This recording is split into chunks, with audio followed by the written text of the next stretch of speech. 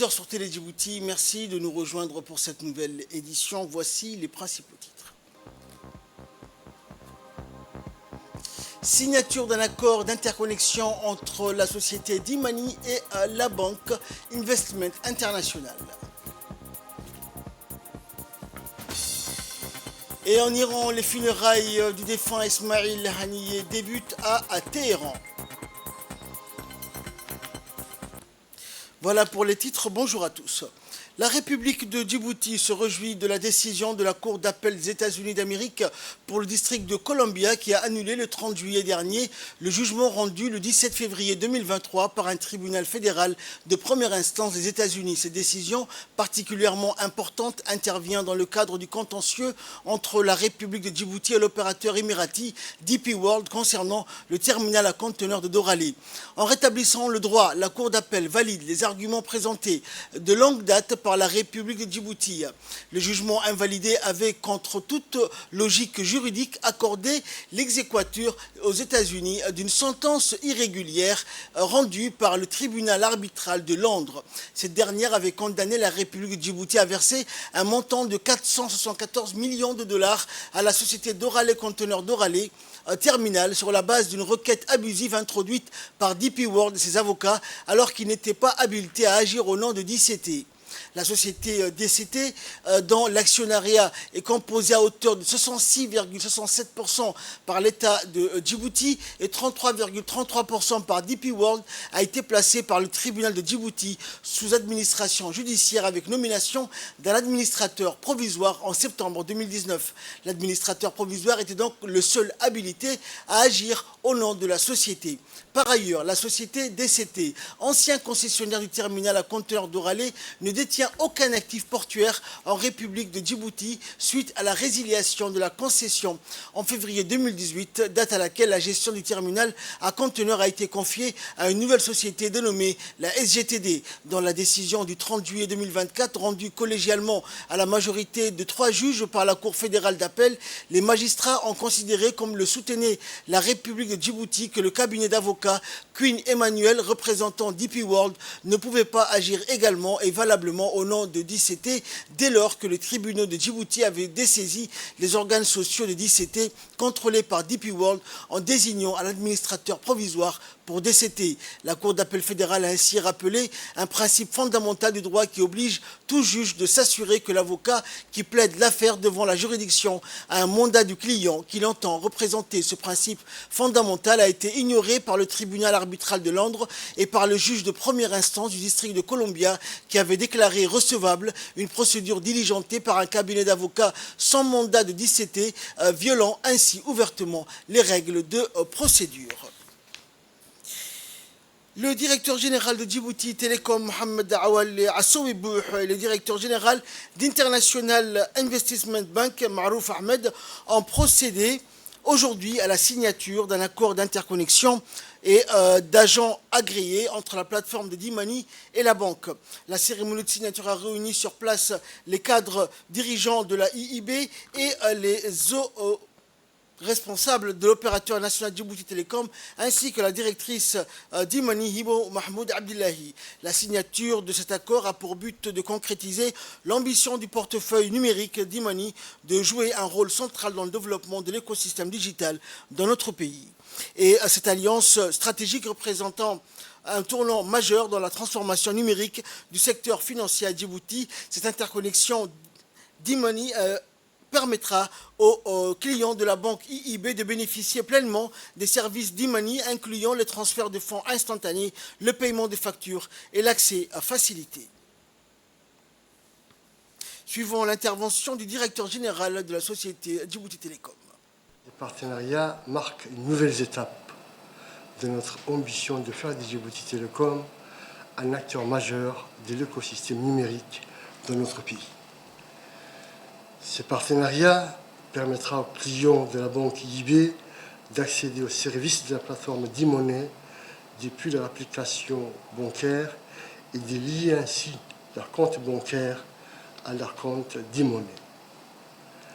Ce partenariat va contribuer sans aucun doute au développement de l'usage de la monnaie électronique dans notre pays afin de faciliter la transition vers une économie numérique durable, participative et inclusive, conformément à la vision 2035 initiée par son Excellence, Monsieur le Président de la République. Je pense qu'IB Bank est la 6e banque, Mme Bibot, à rejoindre notre écosystème digital. Donc nous sommes ravis de vous accueillir comme partenaire, donc de compter sur vous justement pour contribuer à l'essor de l'écosystème financier dans notre pays. Dans l'actualité également, conformément au programme d'entretien routier annuel, l'agence djiboutienne des routes poursuit depuis le mois de juin dernier des travaux de réparation des voies dégradées de la capitale. À cet effet, une équipe de la radiodiffusion-télévision de Djibouti a suivi les activités des équipes de nuit de l'ADR et leurs dispositifs matériels. À ce jour, plusieurs principales artères commerçantes de la capitale, empruntées à la fois par les automobilistes et le transport en commun, sont réparées. Il s'agit de boulevard de Gaulle, boulevard de la République, Gabod 1, Balbala PK12, Nguela, Cité Saoudite. Après ces interventions programmées et ciblées, l'ADR entend fluidifier le trafic et amoindrir les perturbations de la circulation à l'approche de la rentrée scolaire. Ainsi, l'ADR informe les automobilistes de la continuité des travaux de réhabilitation tout au long de l'année.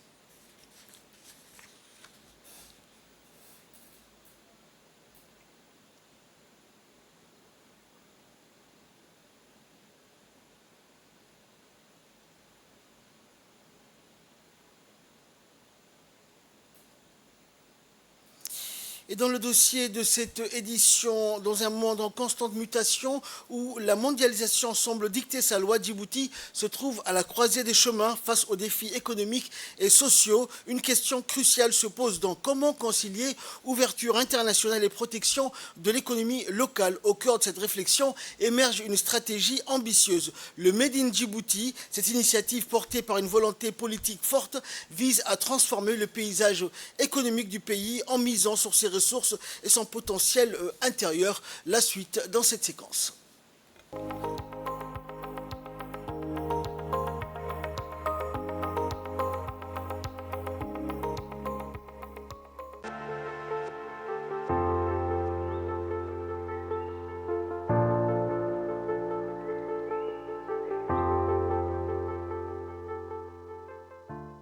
Face à la réalité d'une mondialisation galopante, comment pouvons-nous concilier ouverture et protection? À l'heure où nous sommes, cette question est posée à l'ensemble de tous les gouvernements du monde entier. Dans un monde qui est devenu un village global, comment inverser ces tendances en donnant beaucoup plus de valeur aux produits fabriqués à Djibouti? Aujourd'hui, la production locale est un secteur plein d'avenir et constitue donc une alternative durable dans la lutte contre le chômage et la pauvreté en milieu rural qu'urbain. Depuis ces dernières années, l'apparition des petites et moyennes entreprises ont changé la donne. Certaines de ces TPME produisent des savons, des craies, des balais, des stylos, du miel de la région de Mabla. D'autres sont dans le domaine de l'agrobusiness. Ils livrent des fruits et légumes vers la capitale. Des fruits et légumes venus de la région de Assamo, de Tadjoura ou bien des jardins de Douda. Une nouveauté donc qui fait son chemin depuis quelque temps. L'objectif étant, à l'heure où nous sommes, inverser ces tendances et plus que jamais une prérogative afin de faire promouvoir le Made in Djibouti, une stratégie visant à encourager la production et la consommation des produits locaux à Djibouti.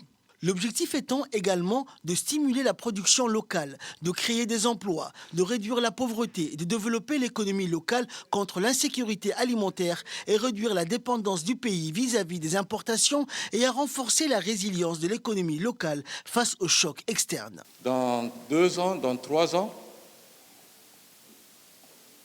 20% de notre assiette doit être djiboutienne. Le contenu de notre assiette doit être à concurrence de 20% indépendants.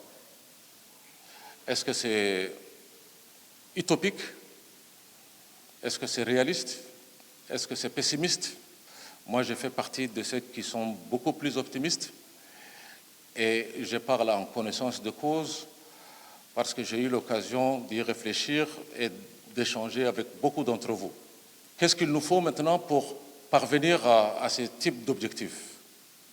Il y a un écosystème à construire, on est conscient des difficultés, ou bien de notre façon de faire qui est extrêmement cloisonnée. Ce n'est pas par hasard que nous parlons de plus de coordination. Quand nous parlons de rendre notre assiette un peu plus autonome dans les années à venir,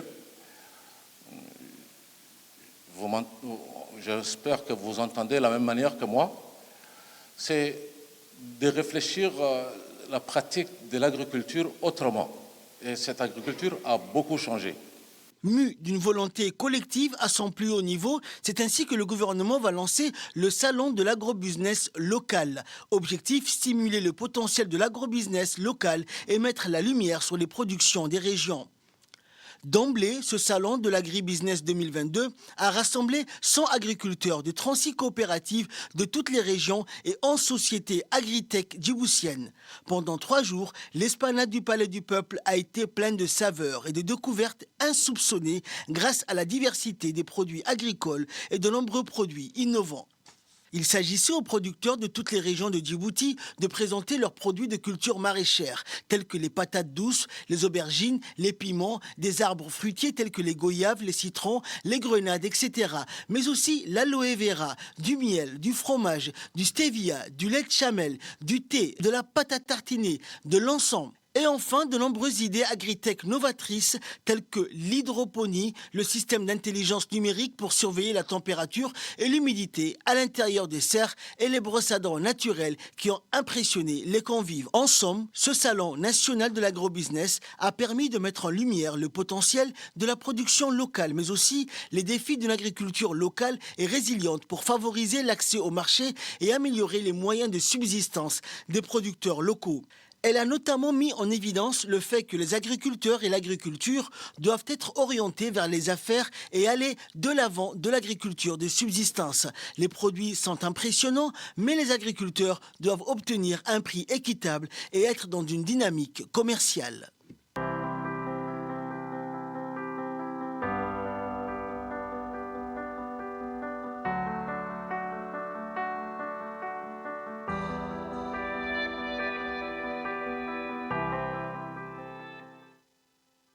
Aujourd'hui, cette idée séduit de plus en plus de monde. Une proximité entre consommateurs et vendeurs a créé une dynamique et une proximité. Une proximité humaine qui rime avec redynamisation économique, mais aussi une proximité géographique. Mais il nous incombe de participer au développement économique et apporter notre pierre à l'édifice tout en consommant local. Car aujourd'hui, consommer local est une véritable aspiration pour les consommateurs qui privilégient le savoir-faire djiboutien. Et pour clore l'actualité nationale, nous allons parler de sport et nous faire un portrait de la jeune Samia Hassanour, une des jeunes athlètes djiboutiennes qui participe aux Jeux Olympiques. Samia Hassanour est une athlète djiboutienne prometteuse qui s'apprête à écrire l'histoire en participant aux Jeux Olympiques de Paris, médaillée de bronze lors de plusieurs compétitions internationales. Samia a marqué les esprits par ses performances exceptionnelles à Accra, à Kinshasa et à Rennes.